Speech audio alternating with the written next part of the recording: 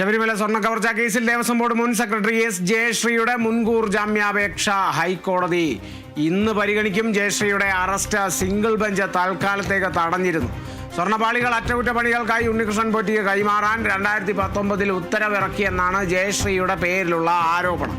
ശബരിമല സ്വർണ്ണക്കവർച്ചാ കേസിൽ 4ാം പ്രതിയാണ് S ജയശ്രീയുടെ arrest വിലക്കടക്കം നീട്ടിയ സാഹചര്യം ഉണ്ടായിരുന്നു. 2 തവണയാണ് ഹൈക്കോടതി അതിനെ സംബന്ധിച്ച അറസ്റ്റ് വിലക്ക്, മുൻ സെക്രട്ടറി എസ് ജയശ്രീയുടെ അറസ്റ്റ് വിലക്ക് നീട്ടിയിരുന്നത്. അതുവരെ അറസ്റ്റ് പാടില്ല എന്നുള്ളതാണ്. വെള്ളിയാഴ്ച വരെയാണ് ഹൈക്കോടതി നൽകിയ ആ സമയപരിധി. അറസ്റ്റ് വിലക്കിക്കൊണ്ടുള്ള ആ ഒരു സമയപരിധി അല്ലെങ്കിൽ അറസ്റ്റ് വിലക്കുന്നതിനുള്ള സമയപരിധി ഇന്ന് വരെയായിരുന്നു. ഇന്നിപ്പോൾ മുൻ സെക്രട്ടറി ശബരിമല സ്വർണ്ണ കവർച്ചാ കേസിൽ നിലവിൽ ദേവസ്വം ബോർഡ് മുൻ സെക്രട്ടറി ആയിരുന്ന എസ് ജയശ്രീയുടെ മുൻകൂർ ജാമ്യാപേക്ഷ ഇന്ന് പരിഗണിക്കുകയായിരുന്നു. ജയശ്രീയുടെ അറസ്റ്റ് സിംഗിൾ ബെഞ്ച് തൽക്കാലത്തേക്ക് തടഞ്ഞിരുന്നു. സ്വർണ്ണപ്പാളികൾ അറ്റകുറ്റപ്പണികൾക്കായി ഉണ്ണികൃഷ്ണൻ പോറ്റിക്ക് കൈമാറാൻ 2019 എസ് ജയശ്രീയാണ് ഉത്തരവിറക്കിയതെന്നാണ് പേരിലുള്ള ആരോപണം.